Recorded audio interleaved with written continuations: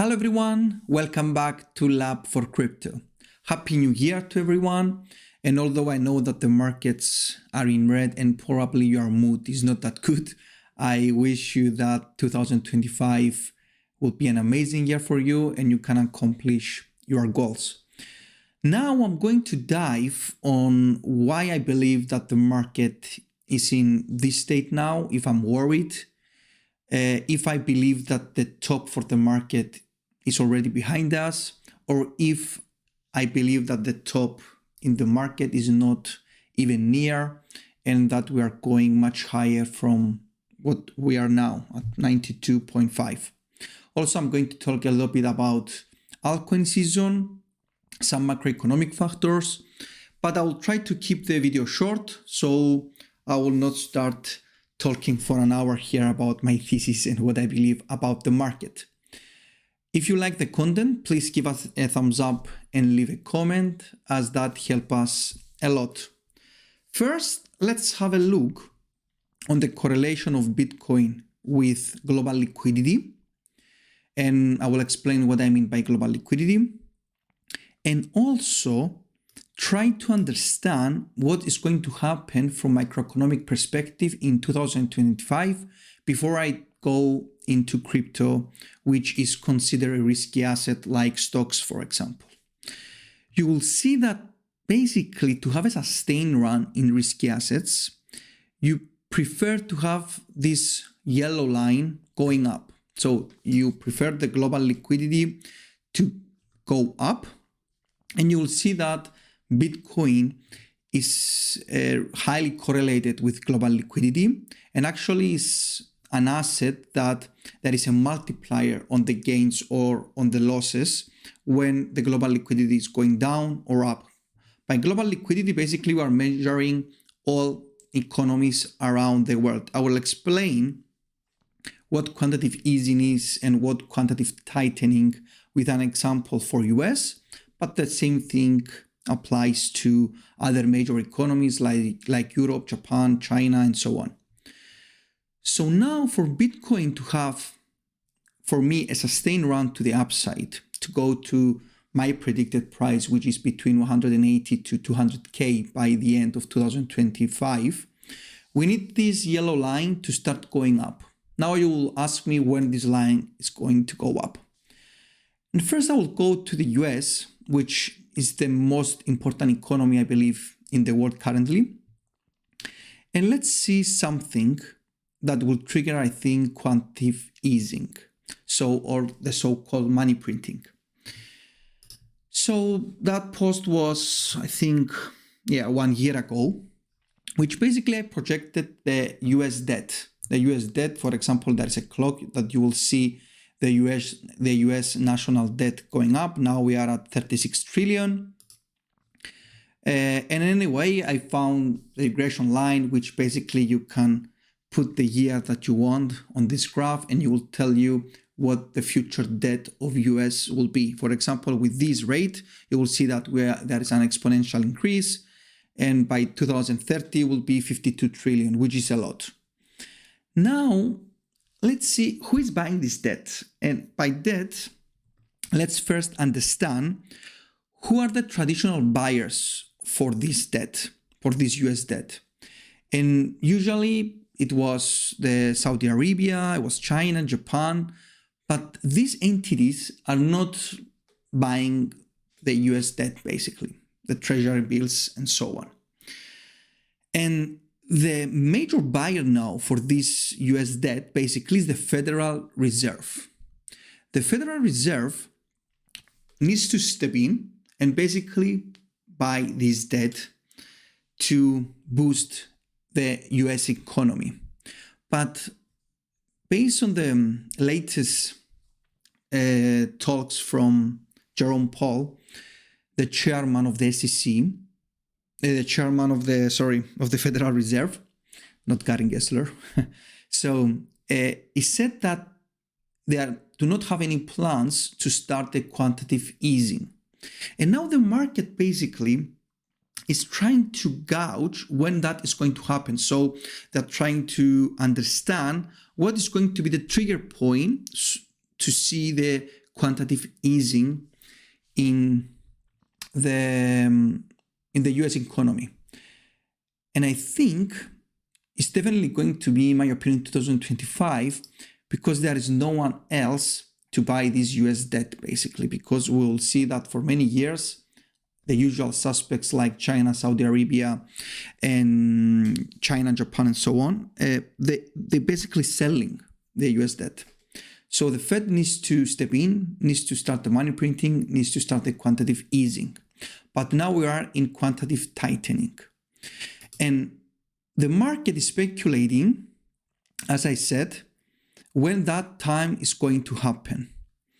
And based on the recent macroeconomics data, which are the job openings, it showed that the US economy, the USA job market, let's say, is strong.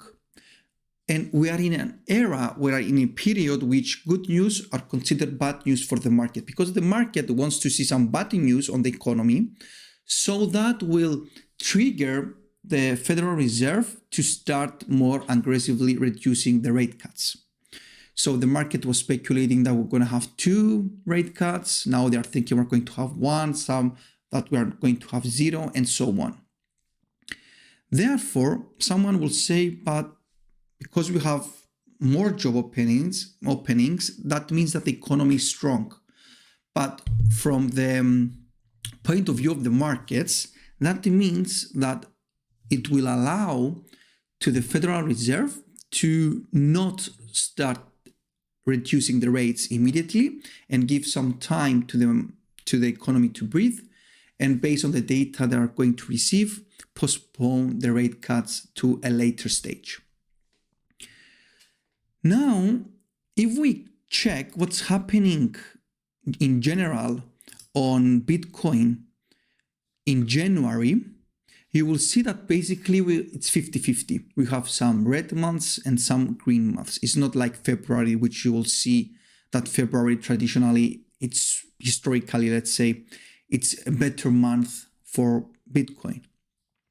Currently, we are 0.62 because that is using the closing price of Bitcoin that we had on the day that I'm recording the video. So that can fluctuate a little bit up and down. But of course, because we are just only on the 9th of January, that means that value is going to change as we go to find the closing price of January. But the main point here is that basically Bitcoin now is at 92.372, and on the 7-day, let's say we are 5% down. So this, in terms of crypto, does not even consider a drop, to be honest. But I understand people's fear, especially as we move to the change of the new government in the US, because that is bringing a bit of uncertainty.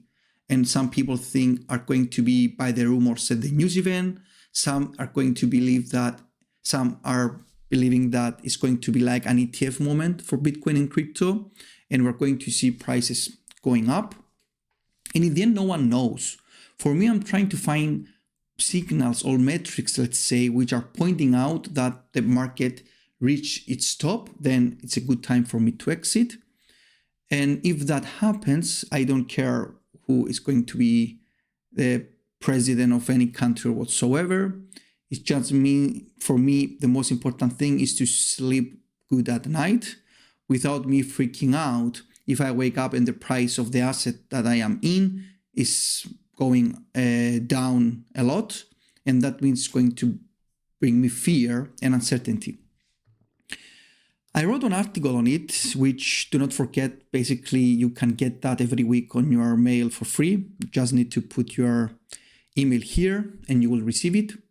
But here I wrote my outlook for 2025, and I will go briefly on it and also touch on altcoin season. Basically, on altcoin season, people are starting to think that we're moving, let's say, to the period where altcoins are going to outperform Bitcoin. And I think 2025 is going to be that time, because you will see, if we see an interactive plot of the altcoin season, Altcoin seasons, usually in each cycle of Bitcoin, last between 3 to 5 months. And if we check the latest cycle that we are at now, it only lasted for a couple of days. And you saw the gains of that altcoins basically going down immediately after a week or so. So that is not altcoin season. If we check, for example, the last cycle, and to know, let's say mathematically that we are in altcoin season, you need this red line to be above the purple one. It started in March 2021 and ended in June 2021. Anyway, my point is that I don't believe that what we saw recently is an altcoin season. And I don't believe that the top of the market, because do not forget, if that was the Bitcoin top, altcoins have no chance to move forward. But also using Bitcoin power law, which I believe it's a very strong model to understand where Bitcoin is going. Basically, it's telling us that we are just above Bitcoin fair value, which is this red line. And usually when we enter this bubble phase, the exponential phase, you will see this blue line always going above the green line, let's say. Of course, we have diminishing returns. That's why you see the blue line coming closer and closer to the green line.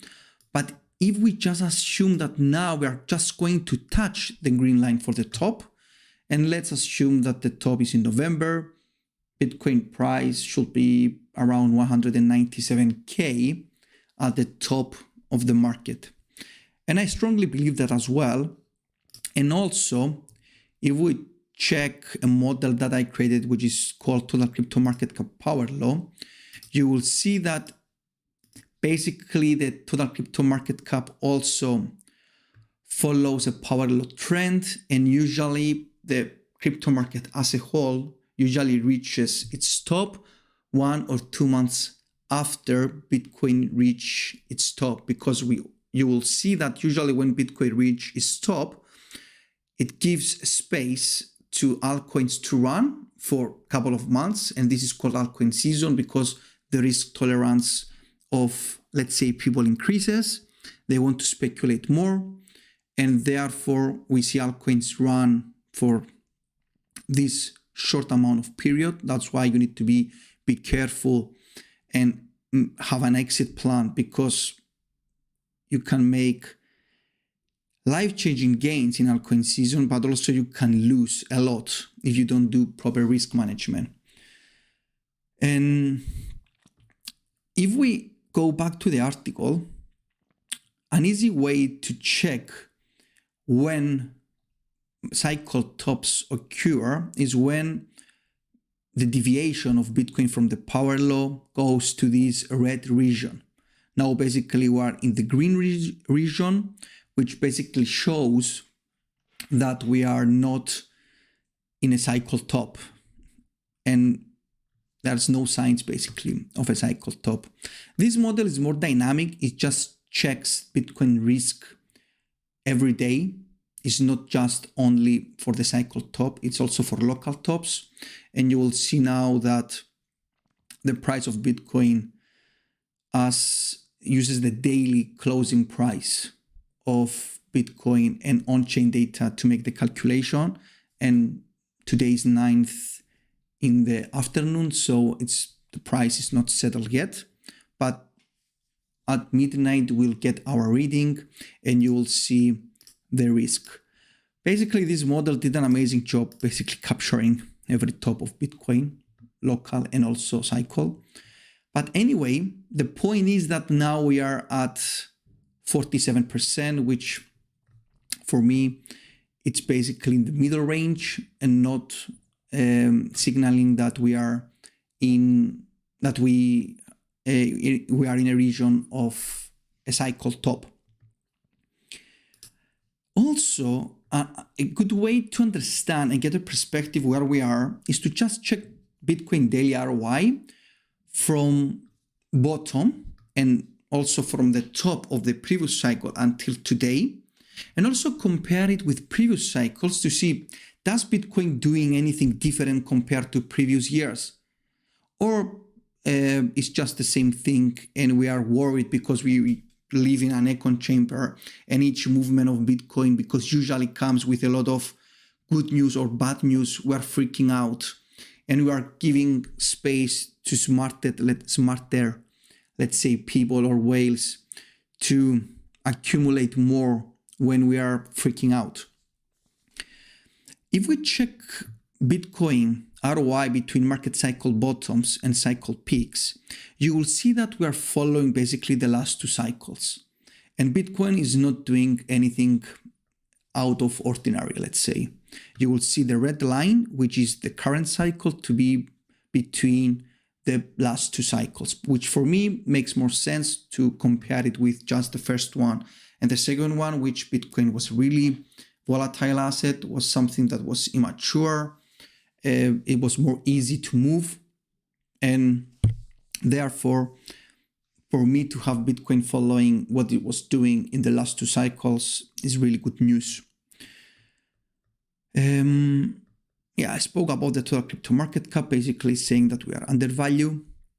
And also, if we check again the deviation of the total crypto market cap, let's have a look. If we check again the deviation of the total crypto market cap from the red line, so the blue line from the red line, you will see that basically, Let's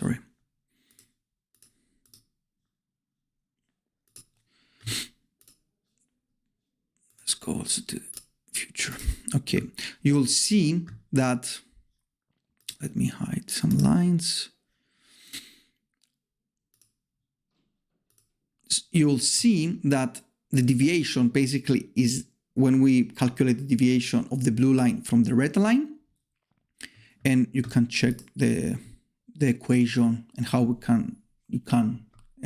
how I calculate that, and also watch the video inside the platform. But the main point is, again, Bitcoin, when enters these bubble zones, we see the blue line moving above the green line to signal that we are in a cycle top.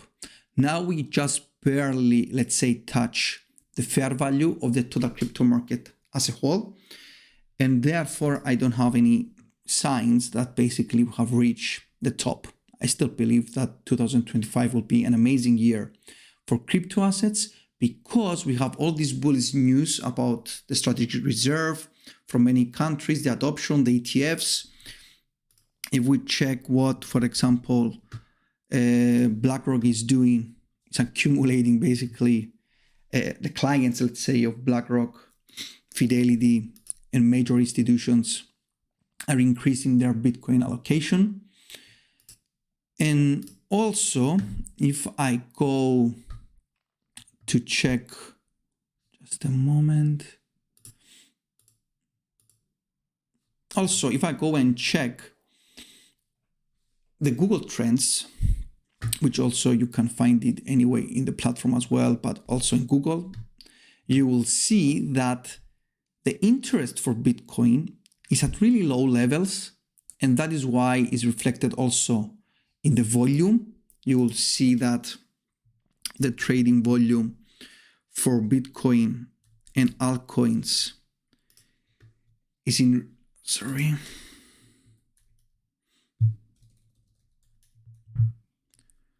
So if we check the 14 days SMA just as a smoothing factor to better visualize what's happening with the volume, you will see now that basically we are in a downturn, and that is something that we observe in, as we said, in January, because if we check the monthly returns table, you'll see that basically it's 50-50. And that is why if, for example, January ends up in red, it's not something that we didn't saw before. But as we said, February and March, February more especially, is a really good month for Bitcoin.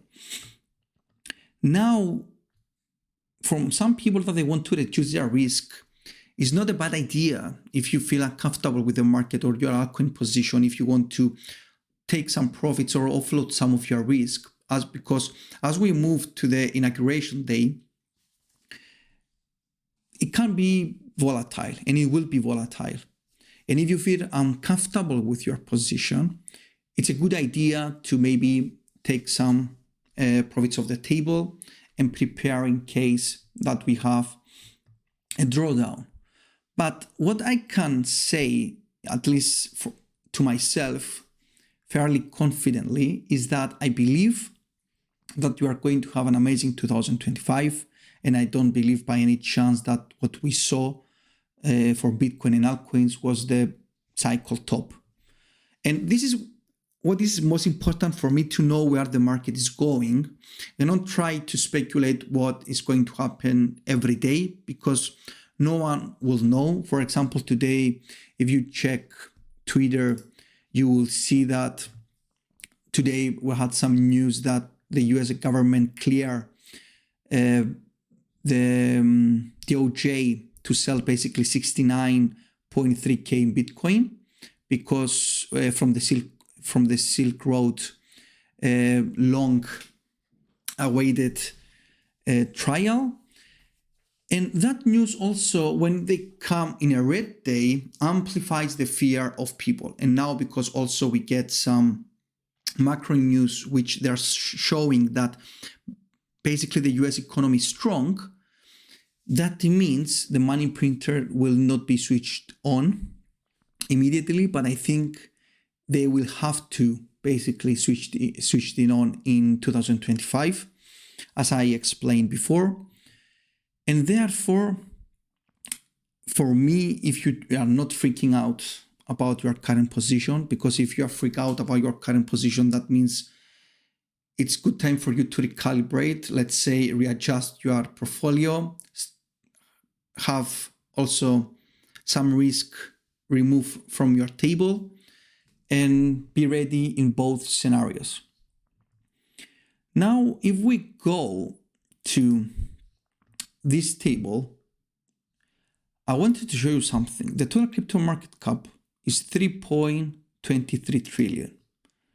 And basically, so these tenths of millions of coins, if you combine them, their worth is less than just one stock, which is the Apple stock, Nvidia, and so on. That is why the crypto market always will have these volatile moves as it matures, because you need less capital to move the market. So that is why many people are using the crypto market to understand where the economy is going, because it's more easy to visualize in the crypto market than in the stock market. But anyway, the crypto market and the stock market are almost correlated to 90 to 95% if you do the calculations.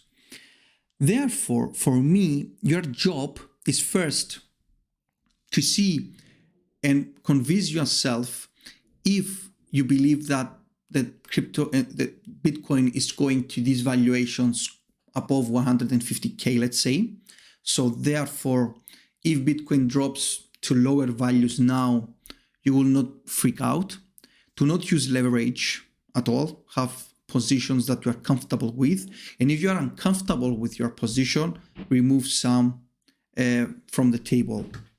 Because for me, I also have my position, but an easy way to see if we are still in a normal range, let's say, to do not have something out of the ordinary, you will see the Bollinger Bands. The lower band is at 91.5K. So as long Bitcoin does not go below that, for me, it's just another day, for example, because you will see the jaws of the red line and the green line, it's really close. And as these two lines are closing, there is a sudden move either to the upside or to the downside. So your job here, when you see these two lines coming close and closer, is to try, at least from your point of view, to see and predict if the likelihood of the BTC price is going to the downside or to the upside. And as January is full with news, macroeconomic news, the inflation readings, the inauguration. That is something that I will admit is difficult to predict, but at least find the points which you are comfortable of Bitcoin dropping and not liquidating your position or feeling uncomfortable with it. Because as I said, I strongly believe that it can go to values above 150K in 2025. I hope I bring you some value today. I explain you what I believe. Also, you can find my thesis here in our blog, which every week I write an article on what I believe about the market.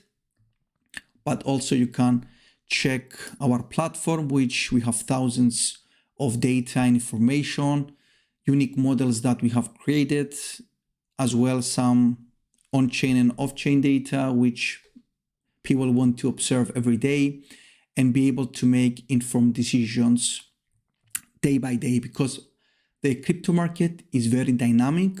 Everything can change, but your goal is to step in as soon as possible and do not see your portfolio continuing to go down. Find points where you think, okay, it's time for me to recalibrate and exit and enter the market more heavily if you feel that it's the time to do so. Hope you again like the video.